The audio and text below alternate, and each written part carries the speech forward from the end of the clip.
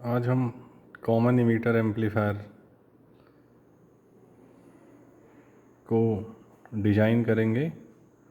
और जैसे कि हमें पता है कि हमें एम्पलीफायर की आवश्यकता होती है स्मॉल सिग्नल को एम्पलीफाई करने के लिए, तो यहाँ पे हम कॉमन इमीटर एम्पलीफायर की सर्किट को बना रखा है।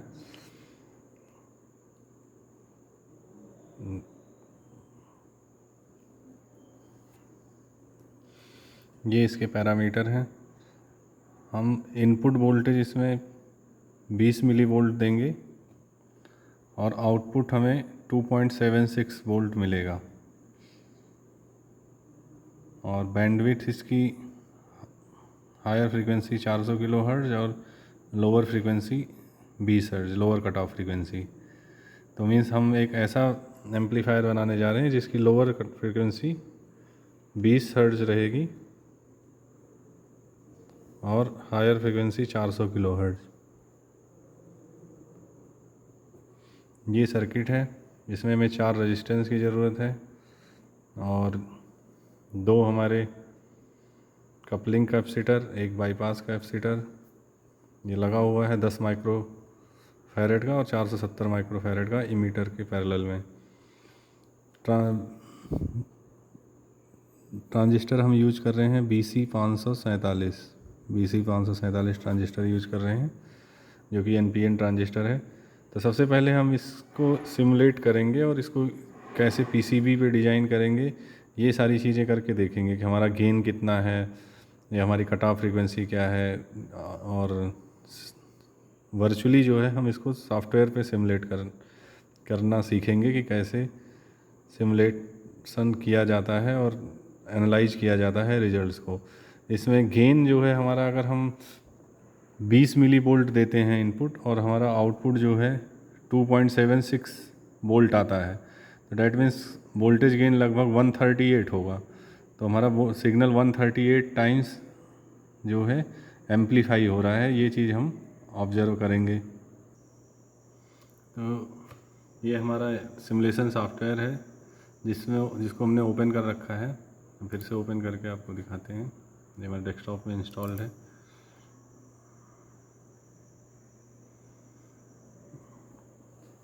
और ये ओपन होने के बाद हम फाइल में जाके एक नई डिज़ाइन ओपन करेंगे और ये न्यू डिज़ाइन में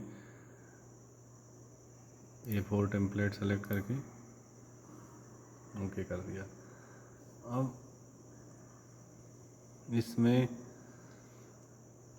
हमें पहले वो सारे कंपोनेंट, जैसा कि हमने अभी सर्किट दिखाया था, उस सर्किट के अनुसार वो सारे कंपोनेंट्स पिक करने हैं।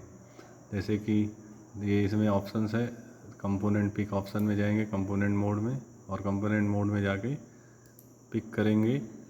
तो सबसे पहले मैं BC547 547 सर्च किया, ये बाईपोलर ट्रांजिस्टर आ गया।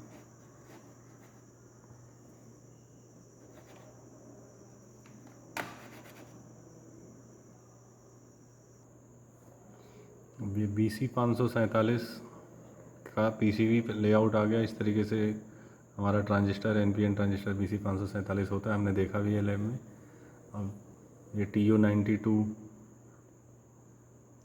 टाइप का ट्रांजिस्टर है, जिसमें लेफ़्ट साइड में कलेक्टर होगा, सेंटर में बेस और राइट साइड में इमीटर फ्लैट साइड से। इसको ओके किया।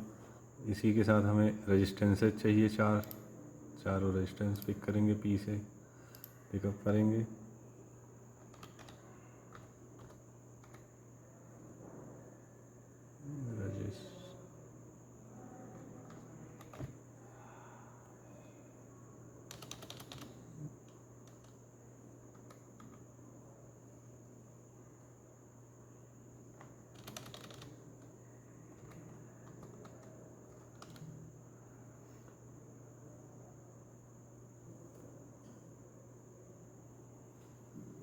ये रजिस्टर पिक किया। कैपेसिटर हम यहाँ से राइट क्लिक करके भी प्लेस में जाके कंपोनेंट्स में जाके फ्रॉम लाइब्रेरी से कैपेसिटर सेलेक्ट किया। कैपेसिटर में किस टाइप का कैपेसिटर लेना है, जैसे मल्टी लेयर सिरामिक ले लिया,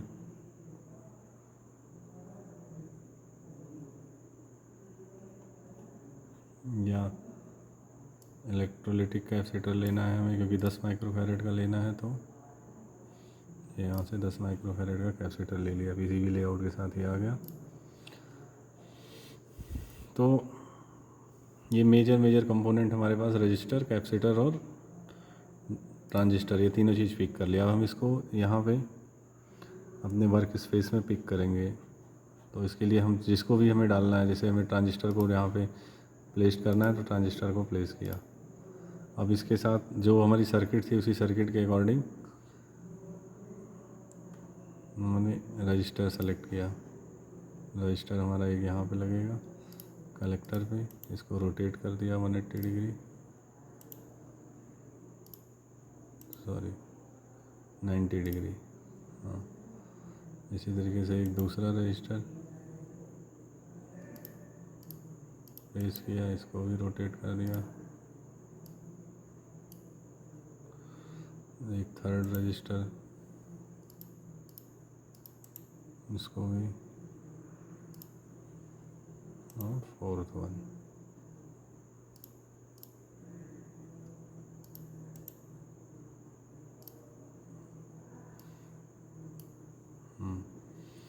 अब हमें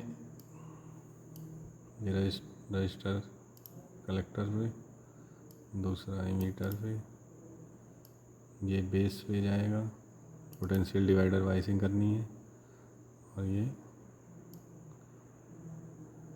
आएगा।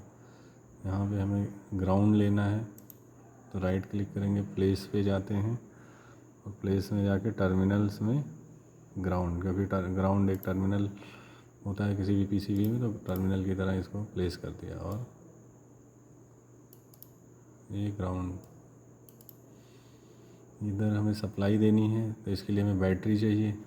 बैटरी के लिए हम राइट क्लिक किया, प्लेस में गए, कंपोनेंट्स में गए, और फ्रॉम लाइब्रेरी से जाके बैटरी सर्च किया। यहाँ पे battery active DC voltage source में चाहिए, ओके कर दिया और प्लेस कर दिया बैटरी। और ये बैटरी 12 वोल्ट की थी, उसको हमने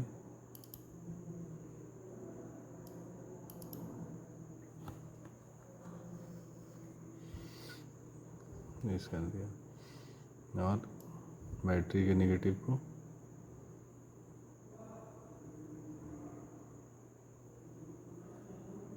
ग्राउंड से कनेक्ट कर दिया। अब हमें कैपेसिटर्स लगाने हैं। पहला कैपेसिटर लगाने के लिए कैपेसिटर में गए, यहाँ से कैपेसिटर को ले आए, रोटेट किया 90 डिग्री, रेजिस्टेंस के पैरेलल में लगना है ये कैपेसिटेंस।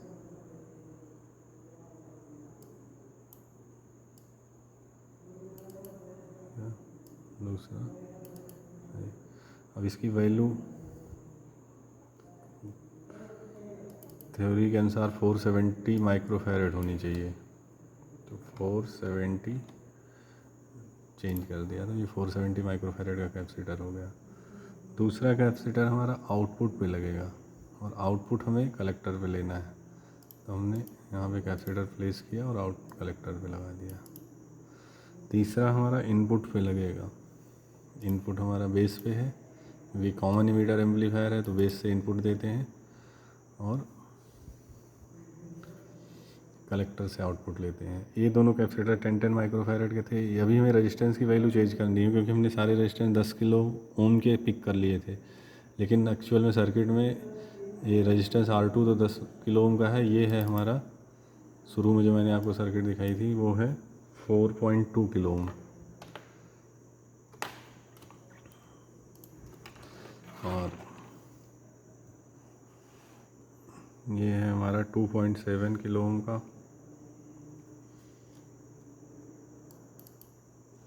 इसको 2.7 किलो ओम इसकी कर दिया। ये 1.2, ये रेजिस्टेंस के और कैपेसिटर के ये पर्टिकुलर मान हम क्यों रख रहे हैं, क्योंकि जो हमारी रिक्वायरमेंट है कि हमें 138 गेन का एम्पलीफायर बनाना है, lower cut off frequency 20 hertz रखनी है, higher cut off frequency 400 kilo hertz रखनी है, तो उसको देखते हुए हमारे ये रेजिस्टेंसेज के मान आ रहे हैं कि हमारा ट्रांजिस्टर एक्टिव मोड में रहे। जो डीसी लोड लाइन उसकी ड्रॉ की गई थ्योरी के अनुसार, न्यूमेरिकल कैलकुलेशन के अनुसार, उससे हमें ये वैल्यूज मिली हैं, इसलिए हम ये पर्टिकुलर मान रख रहे हैं। 10 kilo ohm, 4.2 kilo ohm, R4 का मान 2.7 किलो ओम और R3 का मान 1.2 किलो ओम। तो ये हमारी सर्किट रेडी है। बाइसिंग हो गई 12 वोल्ट की डीसी से, कैपेसिटर्स लग गए, कपलिंग कैपेसिटर और बाईपास कैपेसिटर। आउटपुट टर्मिनल हमारा यहाँ है, इनपुट टर्मिनल यहाँ है। अब हमें इसमें इनपुट देना है। इनपुट हम किससे देंगे? फंक्शन जनरेटर के थ्रू देंगे। और आउटपुट किससे देंगे? DSO से आउटपुट देखेंगे कि हमने जो छोटा सिग्नल दिया वो एम्पलीफाई होके कैसे आ रहा है। तो यहाँ पे राइट क्लिक करेंगे, प्लेस करेंगे या प्लेस करेंगे वर्चुअल इंस्ट्रूमेंट। वर्चुअल इंस्ट्रूमेंट में function signal generator, signal generator लगा दिया। ये 4 तरीके के सिग्नल जनरेट करेगा, स्क्वायर, सातूत, ट्रायंगुलर, और इसको हमने कनेक्ट कर दिया पॉजिटिव टर्मिनल इनपुट पे और नेगेटिव ग्राउंड पे। ये ग्राउंड है हमारा, यहाँ पे कनेक्ट हो गया। या इसे डिलीट करके बाहर से ही कनेक्ट करते हैं जिससे आप कंफ्यूज ना हो।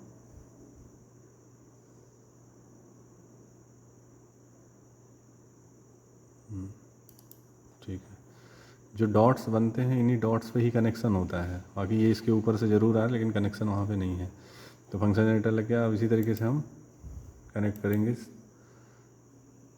DSO के लिए भी वर्चुअल इंस्ट्रूमेंट, वर्चुअल इंस्ट्रूमेंट में ऑक्सिलोस्कोप। ये 4 चैनल का ऑक्सिलोस्कोप हम लगा सकते हैं सिमुलेशन के समय। तो एक तो हमने आउटपुट लगाया B पे, क्योंकि हमें आउटपुट देखना है जो कि इस C2 कैपेसिटर से दिख रहा है। दूसरा हम इनपुट को भी देखेंगे कि मेरा जो B की इनपुट है वो कैसा है। तो उसके लिए हम इनपुट को, ये हमारा इनपुट यहाँ से है, इसको हमने कैपेसिटर पे तो दिया ही है, फंक्शन जनरेटर पे भी ले आके देखेंगे। ऐसे ही हम प्रैक्टिकल करते समय लैब में भी करते हैं। तो इनपुट भी दिया और साथ में चैनल A पे, चैनल 1 पे हम आउटपुट देखेंगे। अब ये हमारी पूरी सर्किट कंप्लीट हो गई है। अब हमें इसे सिमुलेट करना है। जब हम सिमुलेट करेंगे, सिमुलेट करने के लिए यहाँ राइट साइड में प्ले वाले ऑप्शन से सिमुलेट जब करते हैं तो ये हमारा सिमुलेशन स्टार्ट हो गया। अब इस सिमुलेशन में हम देख सकते हैं कि हमने इनपुट दिया है, ये हमारा function generator virtual signal generator है। इसमें 20 मिली वोल्ट का हमने सिग्नल दिया है 6.5 किलो हर्ट्ज की फ्रीक्वेंसी के साथ। और ये चैनल 1 पे येलो कलर में हमारा दिख रहा है, 10 वोल्ट पर डिवीज़न का सिग्नल है। यहाँ से येलो कलर में देखिए 10 वोल्ट पर डिवीज़न का सिग्नल है, और इसलिए ये 2 डिवीज़न में है। ये हमारा स्मॉल सिग्नल है 20 मिली वोल्ट का, 20 मिली वोल्ट का सिग्नल है। यहाँ पे भी येलो कलर में दिख रहा है। अब क्यों एम्पलीफाइड जो आउटपुट है वो ब्लू कलर में है, ब्लू कलर में सिग्नल हमें एम्पलीफाइड दिख रहा है। और ब्लू कलर का जो स्केल है वो है 0.5 वोल्ट पर डिवीज़न। अब यहाँ से अगर देखें तो 0.5 वोल्ट पर डिवीज़न मीन्स एक डिवीज़न में 0.5 वोल्ट। टोटल कितने डिवीज़न हो रहे हैं बेस से? 1 2 3 4, डैट मीन्स 4 डिवीज़न ऊपर, 4 डिवीज़न नीचे, तो 8 डिवीज़न ओवरऑल हैं। तो 8 डिवीज़न और 0.5 वोल्ट पर division, that means 4 volt peak to peak हमें मिल रहा है, या 2 वोल्ट मैक्सिमम और -2 volt minimum, means 20 milli volt दे के हमें 2 वोल्ट मिल रहा है। और यही हमने कुछ डिज़ाइन करते समय भी शुरू में डिस्कस किया था कि हम 20 मिली वोल्ट देंगे तो हमें आउटपुट 2.76 मिलना चाहिए। ये हमारी थ्योरेटिकल कैलकुलेशन थी। और जब हमने इसको डिज़ाइन किया तो यहाँ पे भी हमें वही दिख रहा है कि हमने 20 मिली वोल्ट इनपुट दिया और आउटपुट हमें लगभग 2 वोल्ट मिल रहा है। तो ऑलमोस्ट 100 टाइम्स एम्पलीफिकेशन हो रहा है सिग्नल का। दूसरी चीज़ें थ्योरी में हमने क्या पढ़ा है कि कॉमन इमीटर एम्पलीफायर है तो उसमें 180 डिग्री का फेज शिफ्ट होगा। वो चीज़ यहाँ हमें दिख रही है। जब हमारा इनपुट पॉजिटिव है तो आउटपुट नेगेटिव है, जब इनपुट नेगेटिव है तो आउटपुट पॉजिटिव है। मीन्स गेन भी मिल रहा है और 180 डिग्री का फेस शिफ्ट भी मिल रहा है। येलो वाला सिग्नल 100 टाइम्स बढ़ के एम्पलीफाई होके मिल रहा है और साथ में फेस शिफ्ट भी मिल रहा है, माइनस पे प्लस हो जा रहा है, प्लस पे माइनस हो जा रहा है। ये हम थ्योरी में पढ़ते हैं, आज इसको ऑब्जर्व कर सकते हैं यहाँ पे।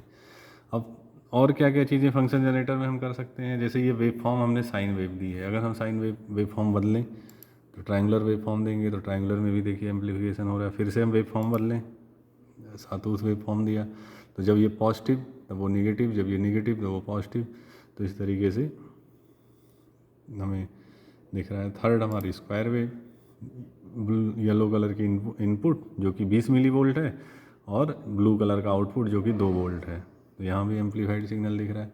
ये हमने फिर से साइन वेव दे दिया।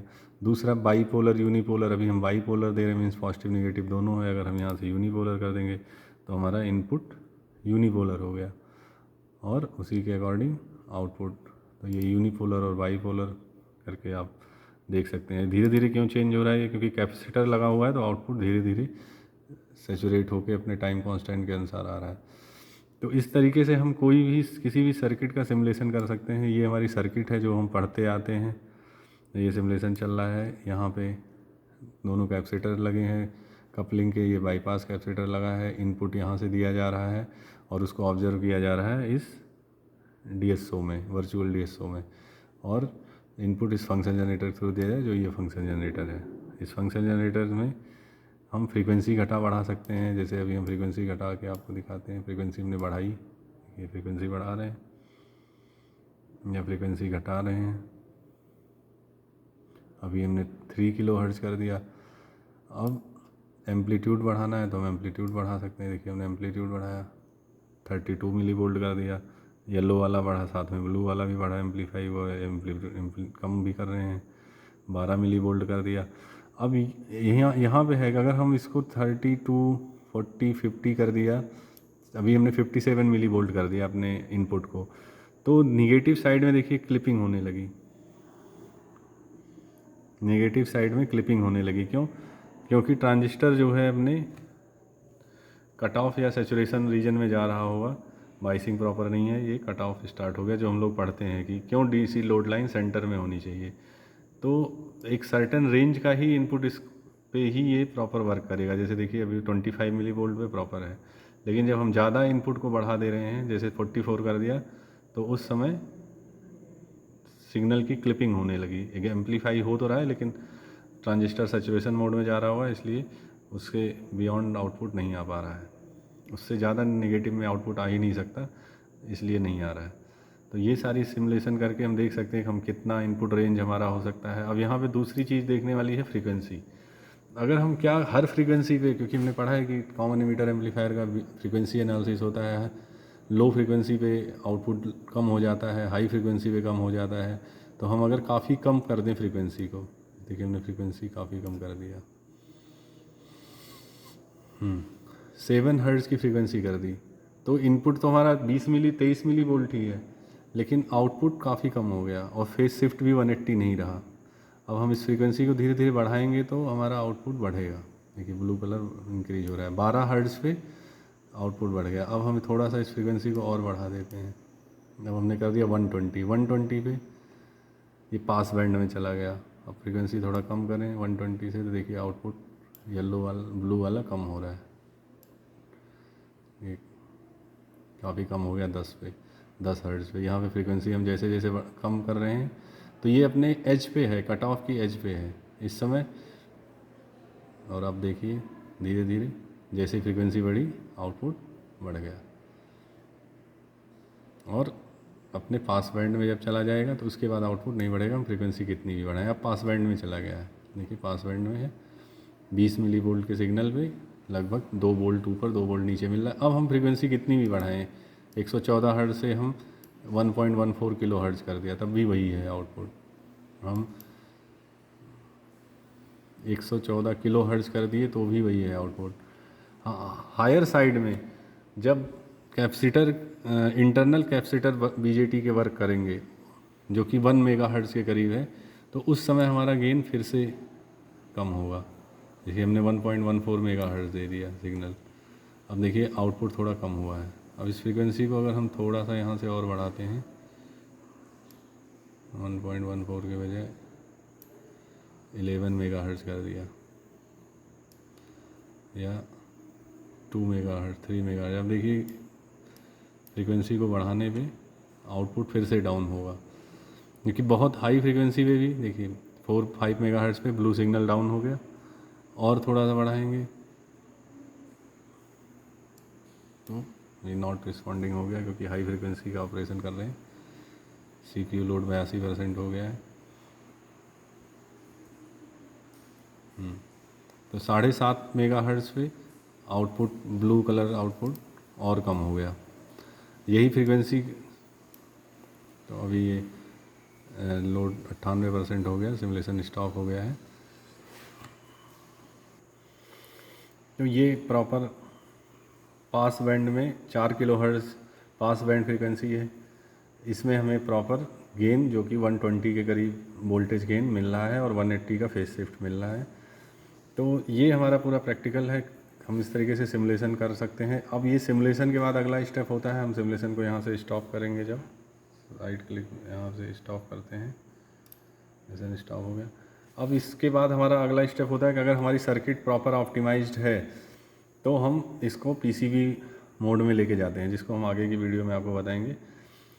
अगर हमें ऑप्टिमाइज और करना है तो हम यहाँ पे रेजिस्टेंस को बदलें, रेजिस्टेंस के मान को चेंज करेंगे, कैपेसिटर के मान को चेंज करेंगे, तो हमारी लोअर कट ऑफ फ्रीक्वेंसी। अभी इस वाले प्रैक्टिकल में क्या हुआ कि हमारा cut off frequency lower side में 20 हर्ट्ज़ थी और हायर साइड में 500-400 किलो हर्ट्ज़ थी। 400 किलो हर्ट्ज़ के बाद सिग्नल डाउन होना शुरू हो गया था, मतलब गेन कम होना शुरू हो गया था। और इधर 120 का गेन लगातार था 20 हर्ट्ज़ से लेके 400 किलो हर्ट्ज़ तक।